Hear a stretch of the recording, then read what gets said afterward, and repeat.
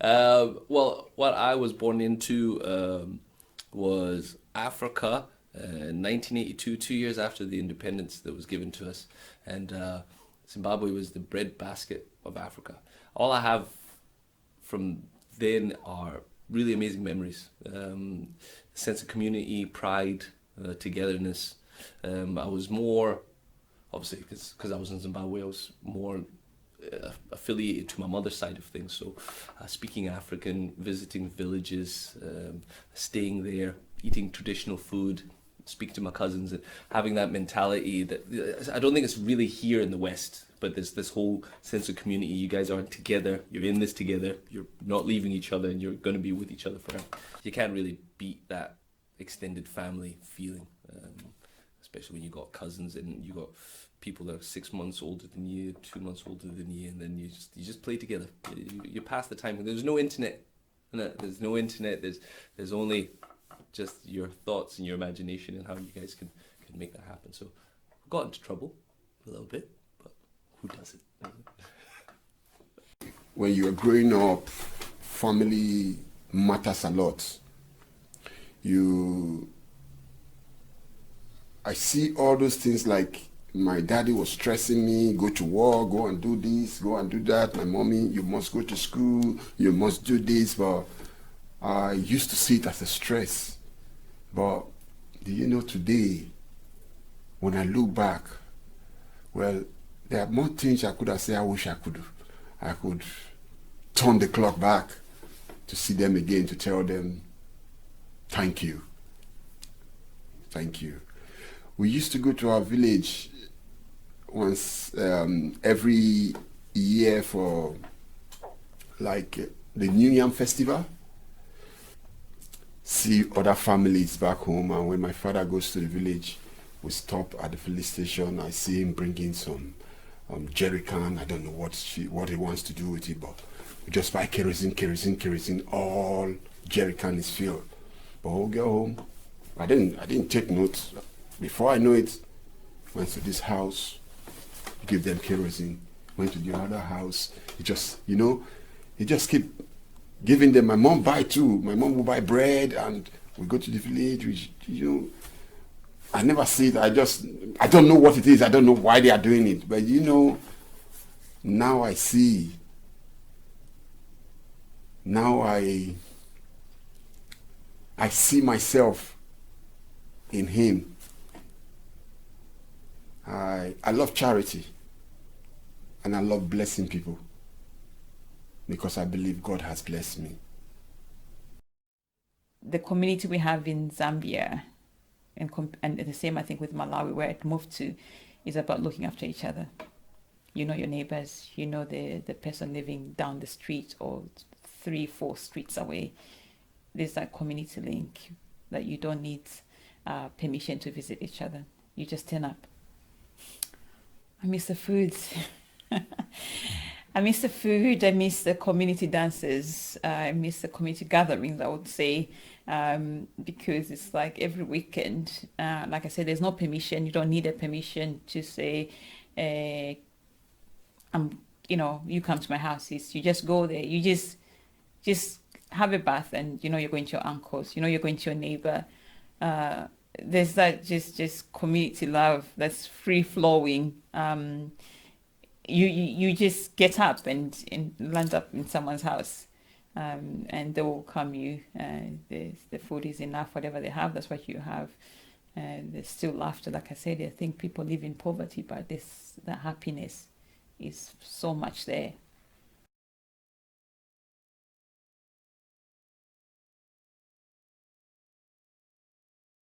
As a kid, I knew I wanted to do something within performance. I'm not 100% sure that I knew that I wanted to do all the things that I'm doing at the moment, but I just knew there was something in that. So, one of my earliest things that I remember as a kid is like watching Knight Rider. That was like an event, and that was for my event for me. But then I remember, for my parents and stuff like that, it would be Dallas or Dynasty, and it was like, oh, these shows make people sit down and take You know, there's a whole conversation that goes into this stuff. I was like, oh, this is kind of interesting. And then moving from there, and then obviously in Zimbabwe, my parents would take me to cinema on a Saturday, the Kind 500, and it's just kids, nothing but kids go in there. It's a madhouse inside it, but yeah, you'd all sit and you'd watch. Like I remember watching Flight the Last Navigator or the Cannonball Run 2, like these things. You know, you come out and you pretend you're in the movie, or you're playing these parts and stuff like that. So from that obviously ignited my imagination, and there was Rocky, and then I watched Rambo when I was way too young and stuff like that. And stand-up wasn't even something that figured into my mind. I love Richard Pryor. I love watching Richard Pryor in his aspects of things, or Eddie Murphy in Beverly Hills Cop, but I never knew about this art form that was stand-up. And even if I did see it, I was like, yeah, didn't really understand it. Like, sense of humor wasn't really something that I think imagination was going. So we go from there, and then there's a time when I had a friend, David Meikle, and we were in maybe second year, third year, and he's like, oh, I've got this Eddie Murphy tape, this Eddie Murphy's Raw. Could we stop laughing? We got shouted at because we were waking the kids up because we were just in stitches. This thing was just amazing. But I was like, oh, that's because, you know, the descriptiveness and like how you could associate things. And I think maybe my mind had just woken up to that point. And at that point, I was like, oh, well, I want to sing. That's where focus of everything is. That's the most viable thing to do. And that's what I can see more faces like myself doing. So after my master's, I started this hotel, which we call the Cacophony Art Hotel, which was one of the first art hotels in Nigeria. And it kicked off very well. I had some multinational companies like Total take it on for block booking for quite a few years. And from there, I started selling more of my art to more upper market prices, and also doing up people's offices with artworks and doing up big spaces. And that was my journey into art. So when we got married, Norman and I, and Norman made it clear from the beginning that he definitely would like to go back to his lovely country called Scotland. So I had to think about it then, but I said, why not? I mean, so I would love to go to Scotland because I had visited with him to see his parents here. So when we now got the hotel going to close down because we are going to travel to Scotland permanently, then I started thinking to myself, what will you do when you get to Scotland? You know, I mean, do you want to do the hotel? No, it will be more difficult. So I now said, okay, I'm going to study art. So I'll study art, I'll study design, I'll take up photography and all those parts that I always wanted to do. So I'll do it, and eventually I'll set up a charity which I will use this art, design and all that, and see ways that I can use it to help others. Because I find that when I'm painting and doing things that is creative, I find it extremely relaxing, and it helps me to overcome all my anxieties and keep my depressions at bay. So I felt, well, I could use this also to help people. So that started my idea, and that started my journey.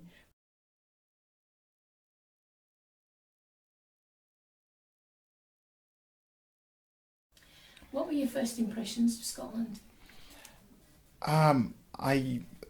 It's been such a long time. I don't have any negative impressions of Scotland, you know, coming in 2008.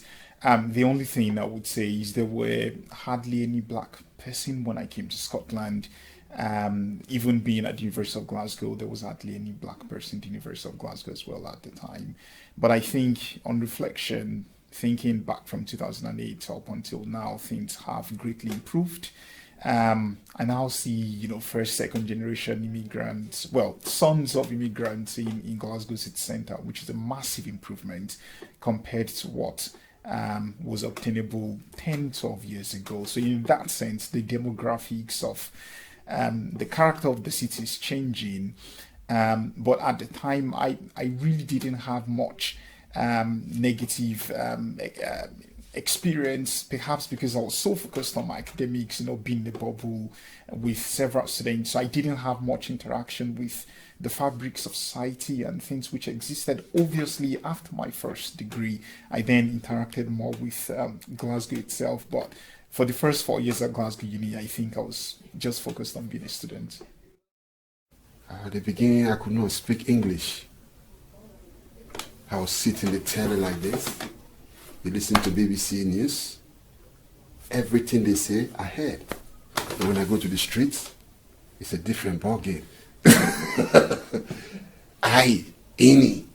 Fuck shit, what are these people saying? Excuse my French. I was going from, I was in, Victoria Station, going to Hastings. I'm asking direction. The only thing I could hear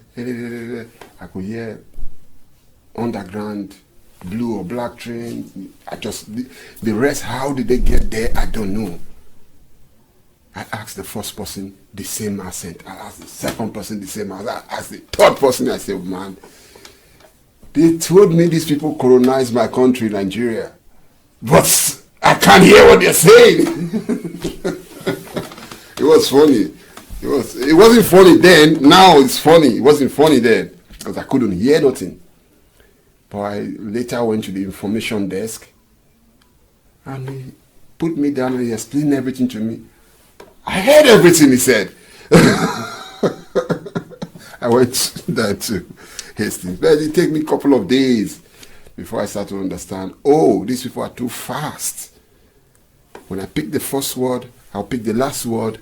I will assume what's in the middle. I just assume, I just paddle on. It was that serious. Then I said, no, this place is not for me. I have to go off north, you know. There's no much job here. My kind of job, you know, I like to do my mechanic job. The competition there is just much, and it kind of weigh on me that I can't get the place to hand. They say, okay, somebody give me address, idea. Go to Scotland. Scotland is good. Scotland is good. You can open a garage. You can do this. You can do that. I say, okay. And we move. I get to Scotland. We get what? I start again. This is start again. Wow. When I came here, I was just a normal person. I didn't even know I was regarded as a migrant until I started learning about these things. I didn't know what it meant to hear someone talk about racism, discrimination. These are things that never rang in my head or in our community, nothing like that. I learned about the word racist when I arrived in Scotland. After living in Scotland, I should say. That's when I started learning about this word that never even digested in my head. I've never heard of it in my country. Even the word discrimination, I think it never rang a bell in my head or within my family. It's now maybe with media, social media, people are able to hear about, you know, how people can be discriminated, how someone can be racist towards someone, another human being. To me, I call it a human being because it's, I think the challenge we have is we all have the same color of blood, which is red. We must be somehow connected as human beings and not seeing the difference of the outside appearance of someone. So learning to go through it from me here, I've always brought what my mom used to say, someone who's unhappy is like a sadist. You know, that means they're dealing with their own issues. So don't let that affect you. So I took it just as well, like, even now I still do that. If someone is being racist towards me, I easily brush it off because I feel that person should be having problems because they put so much hate towards me and I don't have any hate towards anyone. The fact I don't have any hate towards anyone, I don't discriminate. I'm at peace than the person who's actually doing that to me.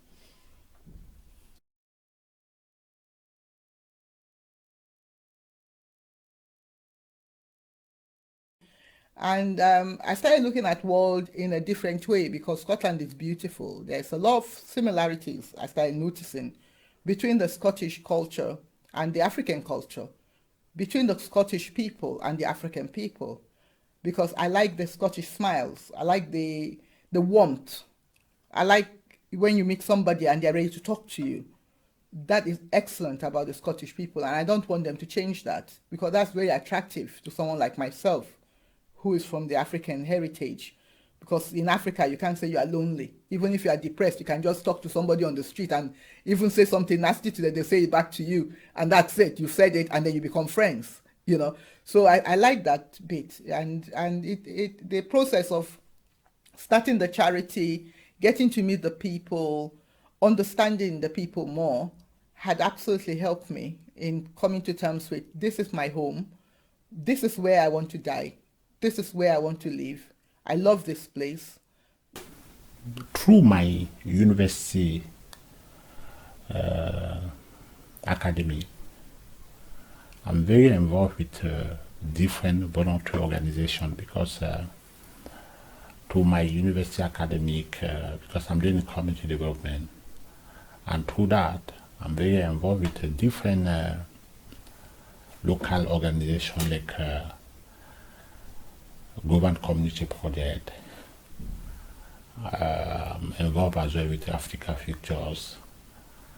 I'm involved with a lot of different local organizations. And as well, all this is to see how I can improve people's life. I can improve people's life in Scotland, which I find it very interesting, because it's like my passion.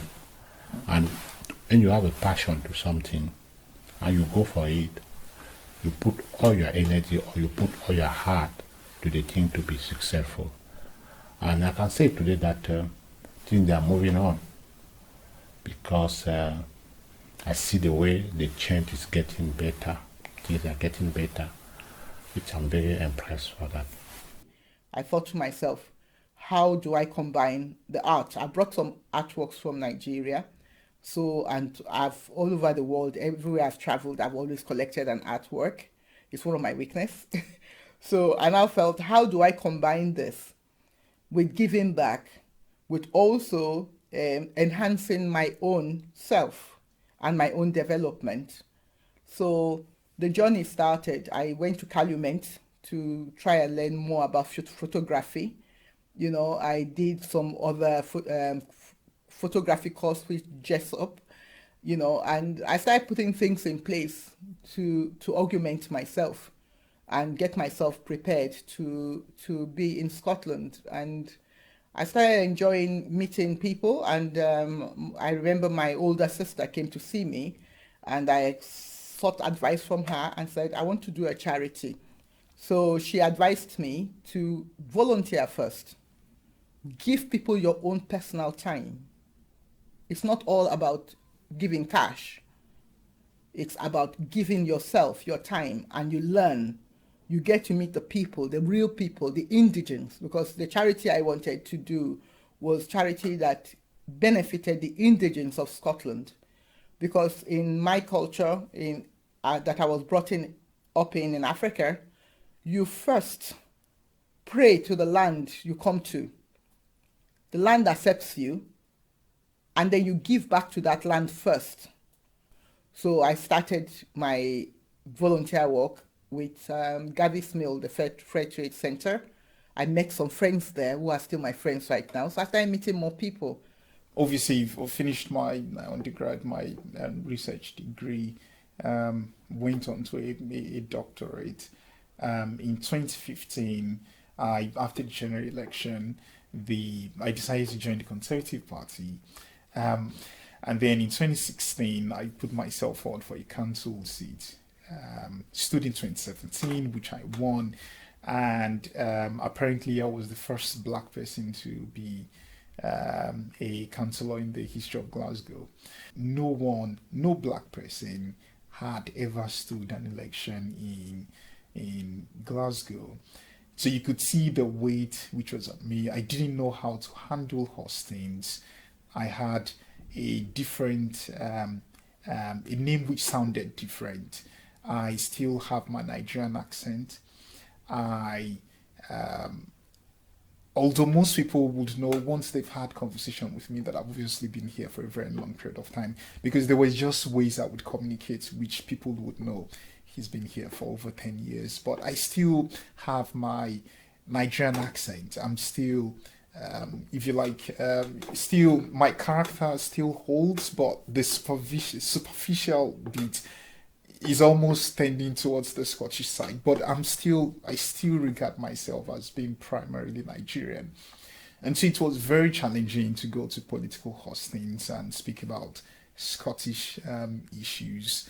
That was quite challenging because obviously you need to have a stake in something for you to be able to, to speak about it. But I believe, you can't have taxation without representation. Once you begin to pay tax to a particular society, then you should have a say in how resources are distributed and in terms of how the society is being built as well. And then even when you consider historical links, Black people have been very instrumental in the contributing to Glasgow as a city, as a culture. And I think, given the changing demographics in Glasgow, we'll see what the recently concluded census says, once it's been concluded. And I'm sure the numbers would have improved upon what it was 10 years ago. So I think Black people do need to be represented. But for me, it's also about ensuring we don't waste talent as well. It's not just about, there are so many kids from diverse backgrounds, and I think they need an opportunity to express themselves and to maximize their potentials. Even as a lecturer, being in class as a Black person, and when I see a Black student, you can tell they feel much more comfortable knowing that they've got someone they can relate to, and it almost encourages them to say, if this guy can be there lecturing, then, I probably can as well. So yes, it's all positive. Yeah, so I think setting up the Women Integration Network comes from my own life experience, my own lived experience of being in the community, juggling around, trying to find out where I qualify for this, where I qualify for that. Then I started identifying all these barriers that stop you to feel. That's when you start feeling like you're actually, because either you're not born from here, that's why these things are not, being provided for you. You don't qualify for them, and then you still ask questions. Why should this not be possible when it's actually this is a developed nation, and why should you not go through that? So to support women through that was like helping to make it easy for them, so they don't go through that process. And I think with a few friends that I know that I have met here, we keep saying to each other to say the other people that we're going to meet might live a better life and easy off from the barriers, because we're going to make them understand and how they can be patient, how they can push themselves while they're trying to integrate. So it's true that like the integration is there, yes, but the sense of belonging is not there because of the barriers. So it was like the only way I could support these women was to have an organization. The way I've been supported with other organizations as well. Build the 6 people we have, then expand later on. And then the pyramid offered us a space as well. So now I think it could be on our group, be maybe 30 if I can reckon on our group. And then we formed the chat group. So the WhatsApp chat group is managed by me and a few other women who are there. So it's basically if someone is looking for something, clothes for the child or food, or looking for just places or asking about lawyers, we can provide information within that chat group. But now we said we're going to be, I think when the restrictions got lifted, we said let's meet every Thursday. If we're going to have to promote this, we're looking at integration without barriers. It's the only way we're going to have a sense of belonging. If we're going to be here, we need to have to feel the sense of belonging, and we need to help women, support them to be strong, feel empowered to take on things that they face when they're here. I don't know anything about African Futures. Would you tell me about the organisation, please? Yeah, Africa Future is a community organization. We work to improve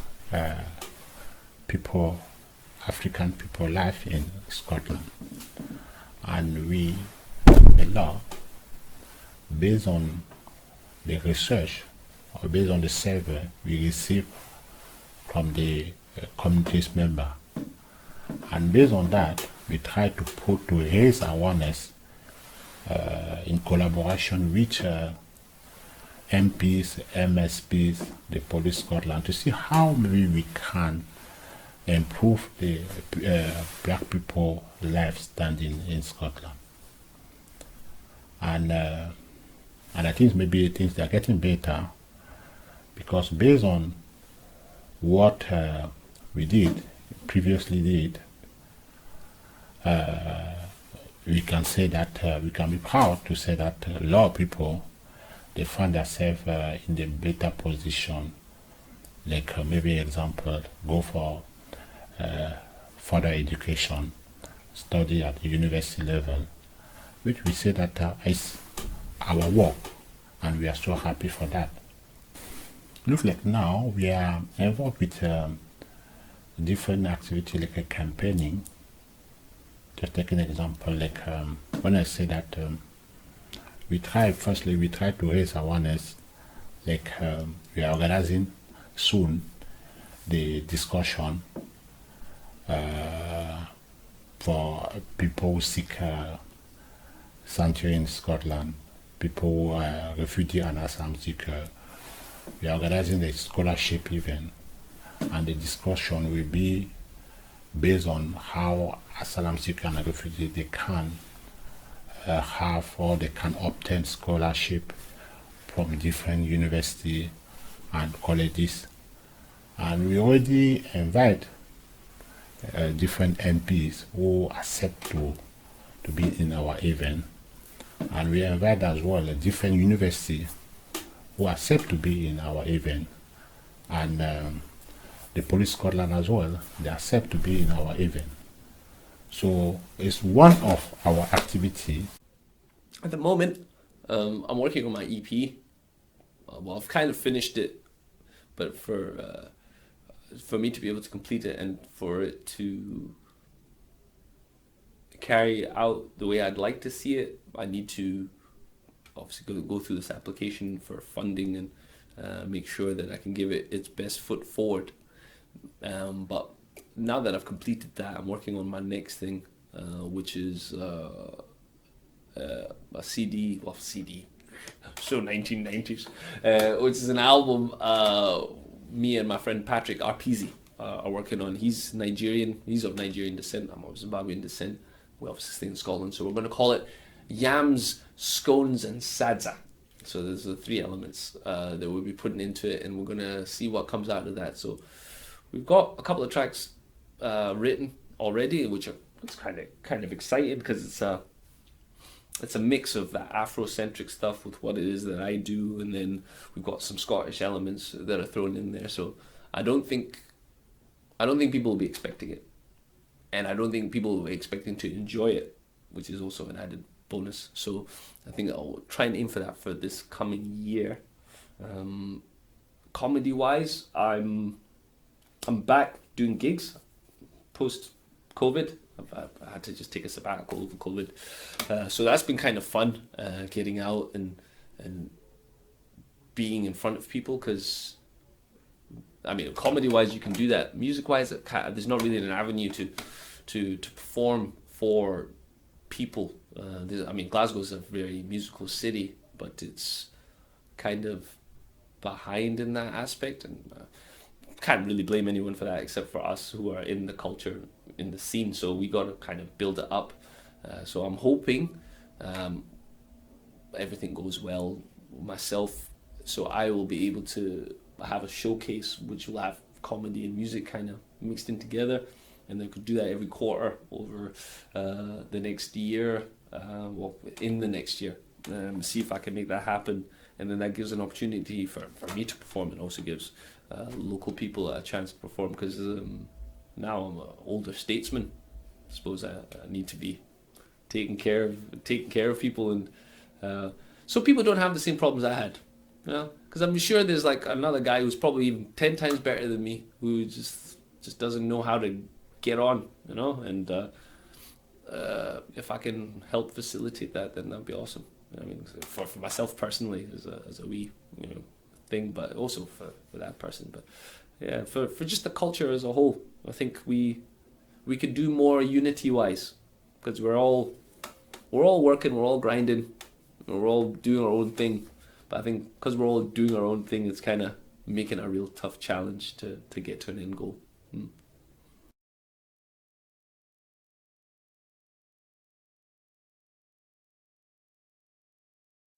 I have my garage.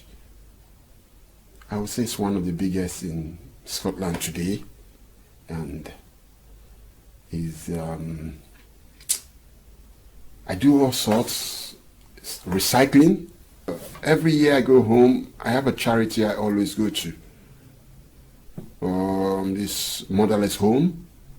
There's a baby I met there, some children I met there, it says the mother drop it on the gates, the other one, the policeman pick it from the streets, they brought it to their home, and they're taking care of them every year. And though it's not much, other people are supporting anyway, so every year I go, I always go there, give them happy hands, buy some, being I do container, buy some clothes, push chairs, bouncy castle. I donate to them and they're happy, you know. There was a day I was coming from my house in Africa where I live. I'm going to town. I think it was around at about 10 o'clock. Children are supposed to be in school. I saw 5 of them in the street. Why are you not in school? They drove us from school because we couldn't pay our school fees. Wow. Immediately, I put them back in the car. I took them back to the school and I paid their school fees. And from there, I just put them on the scholarship program. Till today, I still pay for 2 of them. And the 2 of them, every year I go, I pay their school fees, I pay their uniform, I do everything for the whole year because I go once a year. So when I'm there in January, I just pay for the whole year till the following year when I come back. So I've been doing it and I'm still doing it, you know. When I say, when I see children that wants to go to school, that wants to do well, I always like to, you know, assist them as best I can. I do my utmost best to make sure if their parents can't do it, I don't know, I just find myself inside. But later I find out, this is what my dad used to do. If he's going to the village, he has kerosene. That's what those kerosene mean. My mom do the same thing too. So is it in the blood? I don't know, but I just find myself doing it. And when I do it, I have a big joy inside my stomach, you know. It just, I don't know, I can't explain, but it just pushed me to do more. It's just one of those things. Yeah, I'm called Chief Joe because I was given a traditional chieftaincy title from Emu Kingdom, that's my mother's kingdom, in Esanland, Edo State, which was eventually recognized by the Edo State government. So they gave me what we call a certified chief. And that is not hereditary this time. It was given to me because of they felt I have contributed a lot to the community and they wanted to honor me with, they said 2 things. 1, the traditional title, and 2, an elder title, which allows me to have meetings with the oldest people, which for us is the ones that make the key decision within the community. So I am allowed to sit with them at this moment in Emu Kingdom. Anytime that they have a meeting, I am allowed to sit either with the women or sit with the men, or have a joint meeting. I'm allowed as somebody not to the elder age yet, just because they felt that I have given back, and also my parents and my grandparents, and I think the heritage had always given back. So they wanted to give something back to our lineage. So that's why I got the chieftaincy. But then years later, I got another chieftaincy from the families in Lagos State, in the Lekki area, Elegushi. So the king of Elegushi, through arts and culture, icon Nike, Okundaye. She recommended me for the chieftaincy, and I got another chieftaincy, which is a honorary chieftaincy for my arts and culture contribution, which they call Atayeshe. Atayeshe means somebody that does good for the nation. And then the Adolo I got in Emu is almost the same thing, which is a repairer, somebody that repairs. But with the traditional Adolo title, you still have another role of protecting the kingdom. So if there are problems and issues, it's for you to raise those issues and problems to the court of chiefs and then to the community, and try to get suggestions from the community as to how do you all solve it. And if it's not, you are not able to solve it, you can bring it out to the open, and then you can then make decisions how you fight against what the problem is. So that's the traditional title. So that's how I got my titles. Thank you. I know that when you grow up somewhere, you may miss a lot of that family relation, because a family is like a part of your blood, it's like a part of your body. But to be away or to go away from them, you miss them sometime. But you don't have any choice, because you are abroad and you have to live where you are. You have to create a new family. You have to be with new people and interact with new people and make where you are your new place, your new family. Thank you.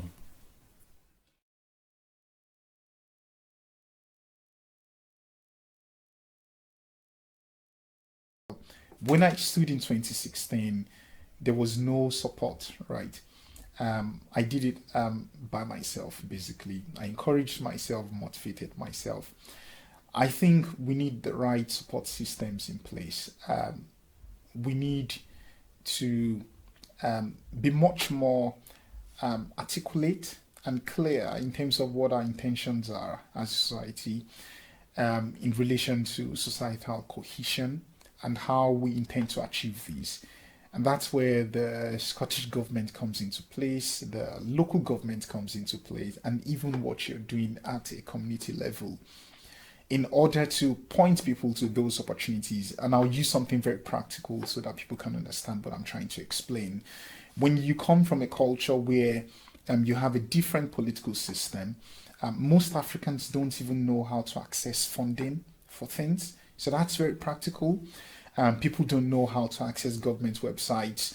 And even when you speak to people about certain opportunities, you can find them you can almost see them being gobsmacked and saying, oh, I never knew these opportunities exist. I never knew you could do this and then be helped with this. I didn't know I could have access to free tuition. So all these opportunities, people need to be signposted, and I think we need to be much more proactive in helping Africans, immigrants, to be aware of the opportunities around them and building the right enduring sort of infrastructure to encourage them to access those opportunities.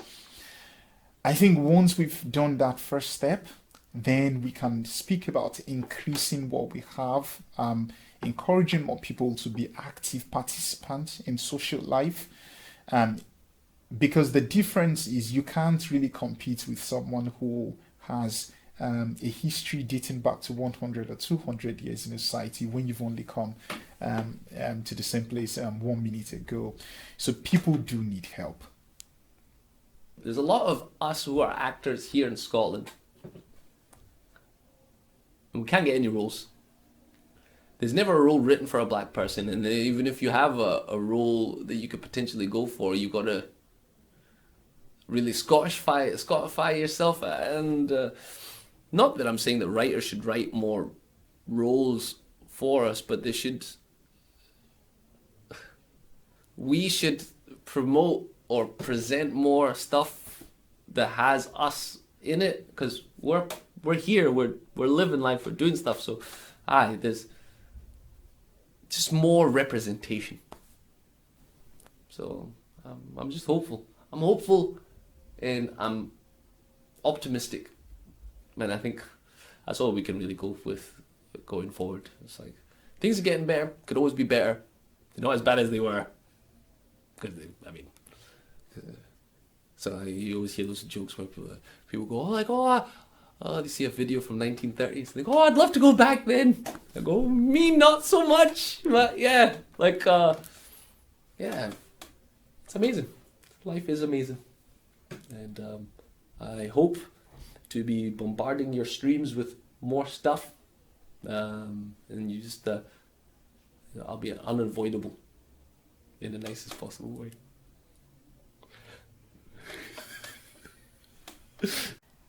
I'd love you to do, I think each time I speak to journalists, I remember my lawyer is telling one of the journalists to say, when you do an interview, redo it again and check if things have changed. Follow on from what you've done.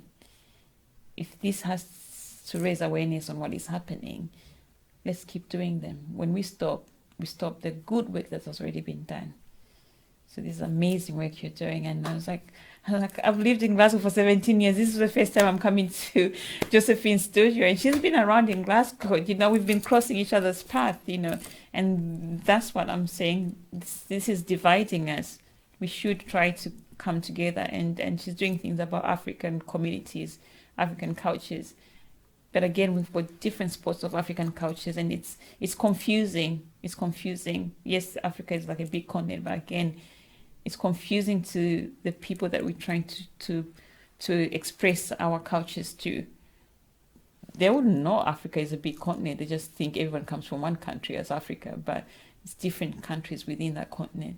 And to make people understand, we need to be throwing these events in communities. Summertime is the best time to do that. Yeah. My future plans is that we continue what we're doing, and part of it is recording this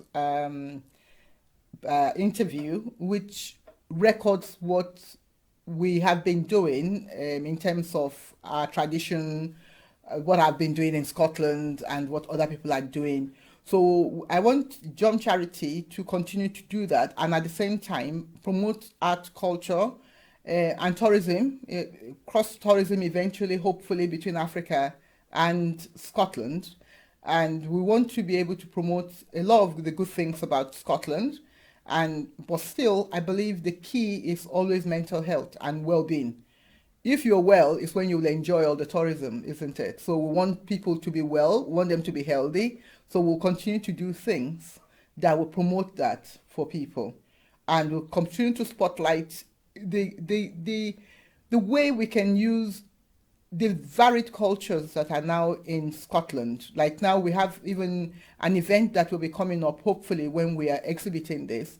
We're trying to see if we can get some other international people with it. So there's a lady from Iraq who wants to showcase some of the Iraqi culture.